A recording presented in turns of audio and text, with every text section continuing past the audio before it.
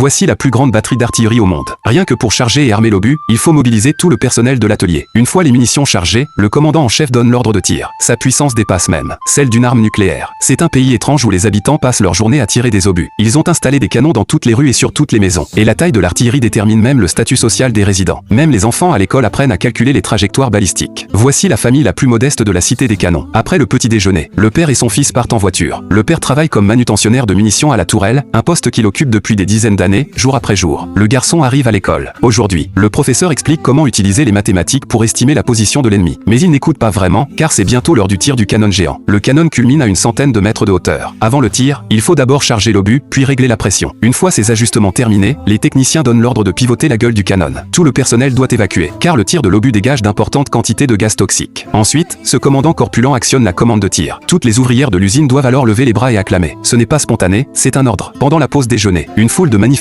se rassemble toujours devant l'usine. Ils exigent qu'on remplace les munitions par des alternatives non polluantes. Mais personne ne les écoute vraiment. Les ouvriers regardent au loin, là où le canon a tiré. Il n'y a qu'une épaisse fumée. Personne ne sait où l'obus est allé. Après le déjeuner, une énorme brosse frotte l'intérieur du tube du canon, en préparation du prochain tir. Une grue apporte un nouvel obus. Cette fois, c'est l'homme qui aide au chargement. Mais la machine tombe en panne. Il est renversé au sol et son masque à gaz tombe. L'homme se fait alors réprimander par l'inspecteur. Une fois l'obus installé, tous les ouvriers évacuent immédiatement. Seul l'homme et quelques ouvriers restent pour enregistrer les données du nouvel obus. Mais l'homme a perdu son masque à gaz. La toxicité de la poudre va lui coûter la vie. Après le tir, l'usine est remplie de fumée. Pourtant, tout le monde ne peut que lever les bras et acclamer. Personne ne se soucie de savoir s'il est mort ou vivant. Le soir, l'homme a eu la chance de survivre. Aux informations, on diffuse le bilan de la journée, dit-il aujourd'hui, l'ennemi sévèrement touché. La victoire est proche. Son fils lui pose alors une question, qui est vraiment leur ennemi? L'homme répond à son fils qu'il le saura quand il sera grand. En vérité, l'homme lui-même ne le sait pas. Le rêve du garçon est de devenir le général qui tire les obus et de mener les soldats à la victoire. Mais il ignore que son père a failli mourir dans la journée. Et quand il sera grand, il deviendra très probablement comme son père, un simple rouage de cette batterie d'artillerie.